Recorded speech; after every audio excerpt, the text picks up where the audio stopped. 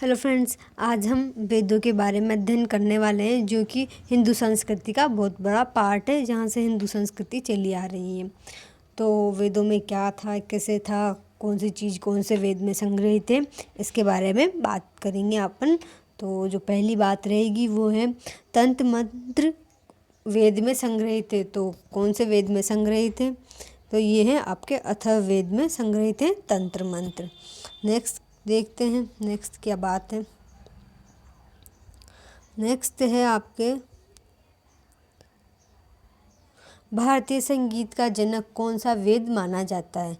जो भारतीय जो संगीत है उसका जनक कौन से वेद को माना जाता है, मतलब संगीत किस वेद से संबंधित है, जो संगीत की शिक्षा है वो किस वेद में दी जाती थी। तो इसमें कौन सा वेद होगा आपका? सामवेद। सामवेद में संगीत की शिक्षा दी जाती थी। डांसिंग और सिंगिंग सामवेद से संबंधित है।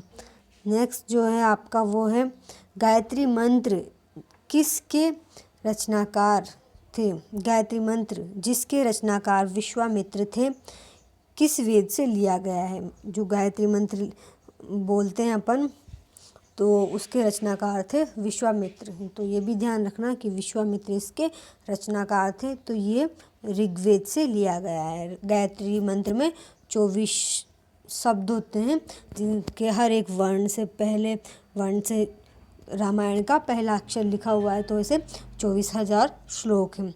तो एक अक्षर से 1,000 श्लोक लिखे हुए हैं। तो टोटल रामायण में 24,000 श्लोक हैं। नेक्स्ट देखते हैं गायत्री मंत्र सावित्री जो सूर्य भगवान को बोलते, सूर्य देवता को समर्पित थे। जो गायत्री मंत्र है वो सूर्य देवता को समर्पित है यहाँ पर। तो अगर पूछ लिया जाए कि गायत्री मंत्र किसे समर्पित है, तो किसे होगा? सूर्य देवता को। नेक्स्ट देखते हैं गोत्र कौन से वेद में मिलता है।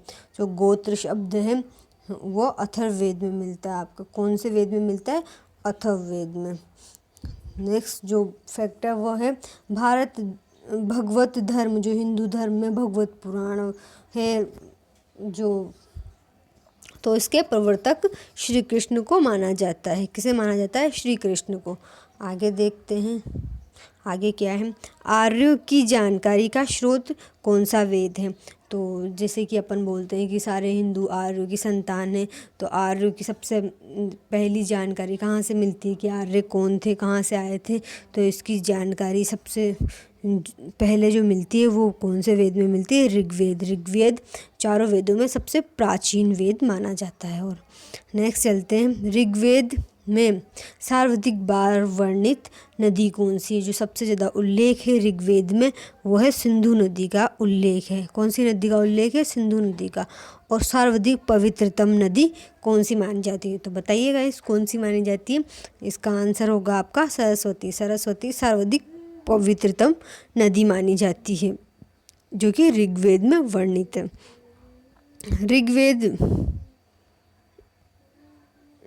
ऋग्वेद में वर्णित प्रमुख देवता कौन है।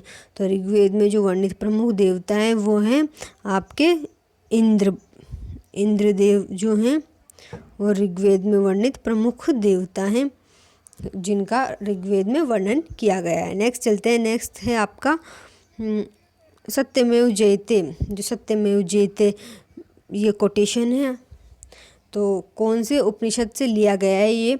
तो ये मुंडकोपनिषद से लिया गया है। नेक्स्ट चलते हैं प्राचीन हिंदू विधि का लेखक कौन है। तो मनु प्राचीन हिंदू विधि का लेखक है। किसका लेखक है? प्राचीन हिंदू विधि का लेखक किसे माना जाता है? मनु को। नेक्स्ट देखते हैं स्मृति ग्रंथों में सबसे प्राचीन स्मृति कौन सी स्मृति है। जो सबसे मेमोरियल जो ग्रंथ हैं उनमें सबसे प्राचीन किसकी स्मृति है? तो वो है आपकी मनुस्मृति। जो मनु द्वारा लिखी हुई है मनुस्मृति, वो सबसे प्राचीन स्मृति मानी जाती है। नेक्स्ट देखते हैं महाभारत का अन्य नाम क्या था। तो जैसे ही था गाइज, आई होप सबको याद भी होगा ये तो, कि जैसे ही था महाभारत का ही प्राचीन नाम था। आजकल महाभारत वापस से चल भी रही है, देखा करो आप भी। ऋग्वेद आर्यों की भाषा कौन सी थी।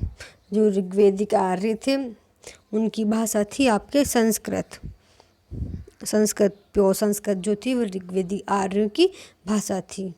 नेक्स्ट देखते हैं शून्यवाद का प्रवर्तक कौन है। जो नागार्जुन है आपके, वो शून्यवाद के प्रवर्तक हैं। कौन है गाइज? नागार्जुन आपके शून्यवाद के प्रवर्तक हैं।